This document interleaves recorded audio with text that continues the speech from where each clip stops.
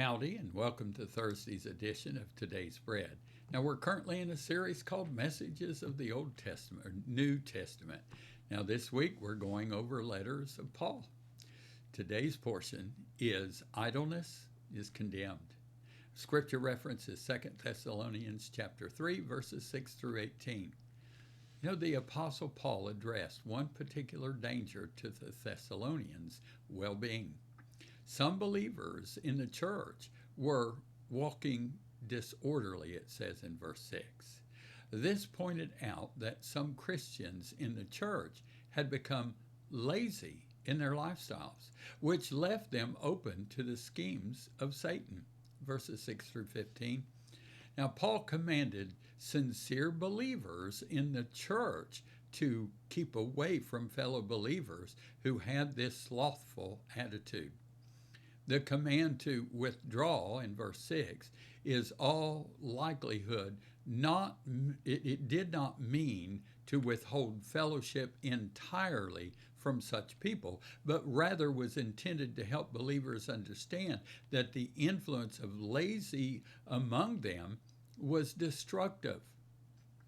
The faithful and fruitful believers were to avoid those who could have a negative influence on their lives. Instead of following the example of the slothful, the lazy, Paul challenged the Thessalonians to pattern themselves after tradition set by him, the Apostle Paul, and his co-workers, verses 7 through 9. Now, Paul and his co-workers worked hard to avoid being a burden on those to whom they ministered. They did so not because they had no right to financial support, but because they wanted to be an example to the churches.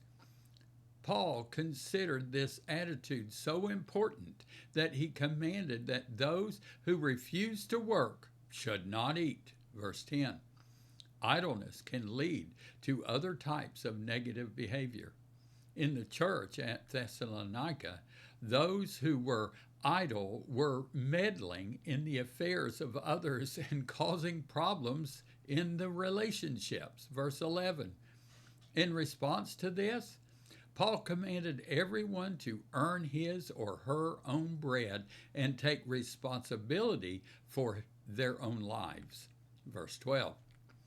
Now, when we choose industry over idleness or laziness, we learn the spiritual benefits of discipline and hard work, verse 13. The same discipline that helps us to work hard in the normal affairs of life also helps us to be consistent in prayer and Christian service. We are to use the energy God gives us to be productive in our relationships with God and the people He brings into our lives. Thank you, and I pray that you've enjoyed today's edition of Fresh Daily Bread. Now, have you prayed today? Well, Thursday's prayer focus is for the fivefold ministry. So pray for the leadership of your church, as well as for the missionaries and evangelists that you and your church support. Call them out by name. Now remember, Jesus is coming back soon. Well, the priestly blessing, Thursday's priestly blessing, is simply this. May the Lord show you His favor